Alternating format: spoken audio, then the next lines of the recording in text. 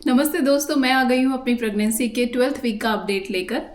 तो इस हफ्ते सबसे पहले तो हमारी सेकंड प्रीनेटल अपॉइंटमेंट जो थी नर्स की उसके साथ हुई और उसमें एक अल्ट्रासाउंड हुआ जैसे कि लास्ट टाइम हुआ था और अल्ट्रासाउंड नॉर्मल निकला। जो फीटल ग्रोथ थी वो सही है और जो डेटिंग स्कैन है मतलब प्रेगनेंसी की ड्यू डेट वो भी मैच कर रही है। और जो नर्स थी उन्होंने पहले से डॉक्टर के साथ मेरे जो लैब टेस्ट हैं वो डिस्कस करके रखे हुए थे। तो उन्होंने बोला कि आपके सारे लैब्स नॉर्मल आए हैं। साथ में हमने एक जेनेटिक टेस्टिंग करी थी स्पाइनल मस्कुलर एट्रोफी के लिए, वो भी नॉर्मल आई है। इसके अलावा इस हफ्ते हमारी पहली पेरीनेटोलॉजी विजिट हुई जिसमें हमारा पेरीनेटोलॉजी स्कैन हुआ जो एक हाई रेजोल्यूशन अल्ट्रासाउंड होता है। ये भी नॉर्मल अल्ट्रासाउंड की तरह ही रहता है प्रोसेस पूरा, पर इसमें जो स्कैन होता है वो और ज़्यादा डीप किया जाता है और ये काफ़ी लंबा चलता है। तो हमारा जो स्कैन था वो करीब 40 मिनट का था।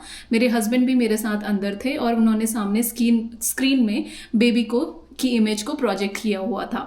तो इस स्कैन में फीटल एनाटॉमी देखी जाती है, उस फीटस के ब्रेन, हार्ट, किडनी, लिवर, ये सारे ऑर्गन्स को देखा जाता है। उसमें ब्लड सप्लाई देखी जाती है कि हो रही है कि नहीं ठीक से। उसमें खासतौर पे फीटस के हार्ट पे ज़्यादा फोकस किया जाता है इस समय, क्योंकि हार्ट डेवलप हो चुका होता है और ब्रेन डेवलपिंग स्टेज में ही होता है। इसके अलावा जो मदर है उनके भी यूट्रस को देखा जाता है, फेलोपियन ट्यूब्स को देखा जाता है और साथ में जो फीटस होता है उसके नेक के पीछे जो स्पाइनल जो वहाँ पे फ्लूइड होता है, एमनियोटिक फ्लूइड, उसको भी मेजर किया जाता है क्योंकि कहा जाता है ये इंडिकेशन होता है बाद में जाके डाउन सिंड्रोम का। तो अगर वो फ्लूइड ज़्यादा है तो वो एक तरह से मार्क करता है कि आप फर्दर टेस्टिंग करा लीजिए क्योंकि हो सकता है कि कोई जेनेटिक प्रॉब्लम हो। तो इस तरीके का एनालिसिस किया गया और फिर नर्स ने हमें पूरी प्रोसेस समझाई। फाइनली हमें जो अल्ट्रासाउंड स्कैन दिए पेरीनेटोलॉजी के वो बहुत अच्छे डिटेल में थे, बहुत क्लीन स्कैन्स थे और हम अपने बेबी के मूवमेंट को भी देख रहे थे। तो बेबी बार बार अपना हाथ अपने मुंह की ओर ले जा रहा था, जो यूट्रस था उसमें राउंड राउंड मूव कर रहा था। तो ये सब देख के काफ़ी अच्छा लगा और उन्होंने फिर उसके बाद रिजल्ट्स डॉक्टर के साथ शेयर करे और डॉक्टर से मेरी बात जब हुई तो उन्होंने बोला कि आपका सारा कुछ नॉर्मल अभी आया हुआ है। तो ये था हमारे डॉक्टर्स के अपॉइंटमेंट का अपडेट। इसके अलावा हेल्थ वाइज मुझे कैसा लग रहा है, तो क्योंकि अब मेरा सेकेंड ट्राइमेस्टर बस स्टार्ट ही होने वाला है तो इस वजह से मुझे नॉर्मल और एक्टिव फील हो रहा है। फर्स्ट ट्राइमेस्टर में नौजिया था, खाने का मन नहीं हो रहा था, तो अब वो बिल्कुल सिम्टम्स नहीं है। मैं खाना भी खा पा रही हूँ, ऑल्दो मेरी एपेटाइट इतनी नहीं है, मैं इतना ज़्यादा नहीं खा रही हूँ। अच्छी बात यह है कि इस फर्स्ट ट्राइमेस्टर में मेरा बहुत वेट गेन नहीं हुआ है, इनफैक्ट मेरा वेट स्टेबल है, जो एक अच्छी बात है क्योंकि अगर इनिशियली ही वेट बहुत ज़्यादा गेन होने लगे तो बाद में फिर जेस्टेशनल डायबिटीज़ और तरीके की समस्या आने लगती हैं। तो थैंकफुली फर्स्ट ट्राइमेस्टर में वेट गेन नहीं हुआ और ना ज़्यादा लूज़ हुआ है।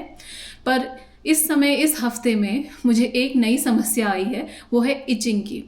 तो 12th वीक के बिगिनिंग में ही मुझे बहुत खुजली होने लगी थी, पूरे बॉडी में बस खुजली, रैशेस नहीं थे पर खुजलाने की वजह से स्क्रैचेस मैं कर ले रही थी।